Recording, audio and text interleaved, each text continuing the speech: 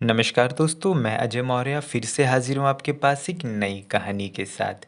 दोस्तों, आज की जो कहानी है वो हमारी नई लेखिका सरिता जी की डायरी से है।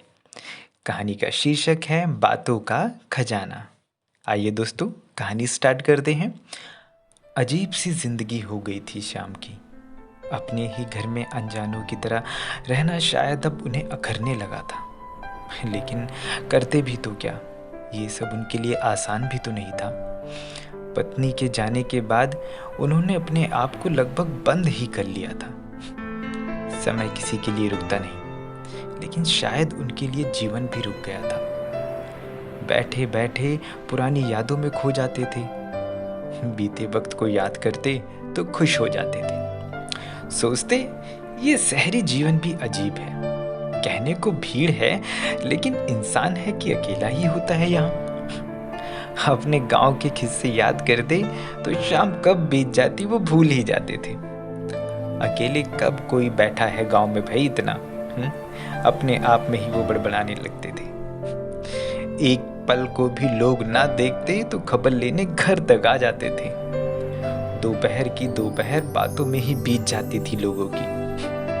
तब कहा लोगों को तनावग्रस्त होने का रोग लगता था।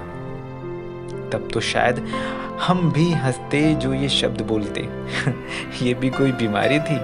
इसे वो जोर से सड़क तक भी जाना होता तो 10 लोगों की टोली साथ में चलती थी। सोचने लगे वो दिन आज होता तो शायद वह यहाँ इस तरह अकेले ना बैठे होते। बच्चे भी छुट्टियों में आ जाते थे उनसे मिलने कभी कभी, लेकिन फ़ोन से रोज़ ही बातें हो जाती थीं। लेकिन इसमें वो मज़ा कहाँ आता जो लोगों को सामने महसूस करते हुए बातें करने में था। चेहरे के अनगिनत भाव देखकर ही कितनी बार हम लोग मुस्कुरा लेते थे। पास ही में रखे जग से एक गिलास पानी निकाला और उसे भी वो आराम से पीने लगी। आज बाहर जाने का मन बनाया और निकल गए शाम की सैर पर। पार्क में कुछ बच्चे खेल रहे थे, वो उन्हें वहीं बैठकर देखने लगे। जब बच्चे थक गए तब आकर वो भी वहीं बैठ गए। धीरे धीरे बातों की शुरुआत हुई और शाम जैसे अपनी बातों के खजाने से उन्हें ढेर सारी कहानियां सुनाने लगे। बच्चे बड़े गौर से सुन रहे थे, क्योंकि उनके लिए पेड़ों से आम तोड़ना, डंडे से खेलना सब बड़ा ही अनोखा और मजेदार लग रहा था। बातें करने में साथ बैठकर सच में किसी जादुई एहसास से कम नहीं होता। उनसे बेहतर आखिर कौन समझ सकता था। आज जब घर लौटे तब मन मस्तिष्क में एक हल्कापन महसूस हुआ। आज की सुबह कुछ ज़्यादा ही अच्छी थी और उन्हें आज शाम फिर निकल गए अपनी बातों का खजाना लेकर।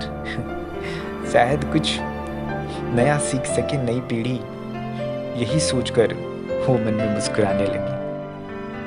तो दोस्तों, आपको आज की कहानी कैसी लगी? आप अपने विचार हमें कमेंट में लिखिए। और अगर आप भी चाहते हैं कि आपकी कहानी को यहाँ पर सुनाया जाए तो आप हमें मेल कर सकते हैं हमारी मेल आईडी पर ajaymaurya2512@gmail.com।